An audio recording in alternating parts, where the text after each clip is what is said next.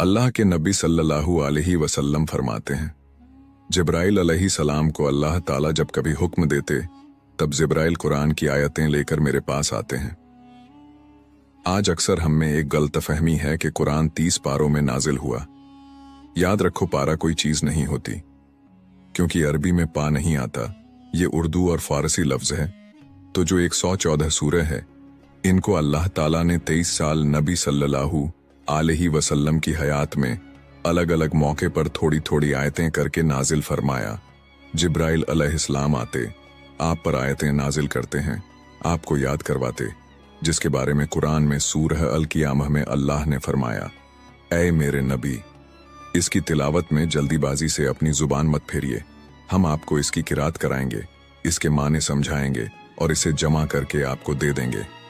तो नबी सल्लल्लाहु अलैहि वसल्लम को जिब्राइल अलैहिस्सलाम के जरिए अल्लाह रब्बुल इज़्ज़त ने कुरान की आयतें सिखाते हैं। फिर एक रमज़ान से अगले साल के रमज़ान तक जितना कुरान नबी सल्लल्लाहु अलैहि वसल्लम पर नाजिल हो जाता, उतना पूरा हिस्सा जिब्राइल अलैहिस्सलाम आपसे बार बार सुनते, ताकि हिफ्ज़ अच्छा हो जाए। कुरान का जितना हिस्सा जो नबी सल्लल्लाहु अलैहि वसल्लम पर नाजिल होता, उतना आप सहाबा को कहते। सहाबा उनके ज़माने में जो कुछ भी लिखने के साधन हुआ करते थे, वे उन पर वो आयतें लिख लेते थे। जैसे पत्थर पर, खजूर के दरख्तों के पत्तों पर जिस तरह भी लिख सकते थे, वे लिख लेते थे और अपने घरों में महफूज रख देते थे। इस तरह अलग अलग मौक़ों पर कुरान नाजिल हुआ। अल्लाह के नबी सल्लल्लाहु अलैहि वसल्लम के इस दुनिया से रुखसती के बाद हज़रत अबू बकर सिद्दीक मुसलमानों के पहले खलीफा बने।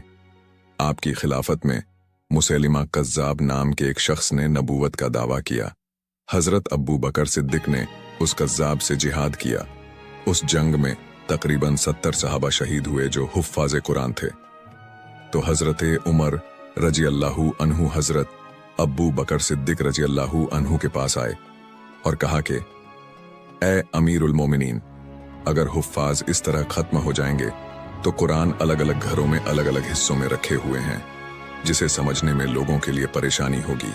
लिहाजा हम एक काम करते हैं, आप सबसे कहिए कि जो भी कुरान का हिस्सा उन्होंने लिखा था वो पूरा लाए। हम हुफ़्फ़ाज़े कुरान को बिठाएंगे, पूरे औराक को तरतीब से जमा करेंगे और जमा करके एक जगह सिल देंगे। लिहाजा वैसा ही किया गया। एक नुस्खा बनाया गया। तो पहली मर्तबा कुरान ने किताब की शक्ल ली और इसको रखा गया उम्माहातुल मोमिनीन हज़रत आयशा रजी अल्लाहु अन्हा के घर में।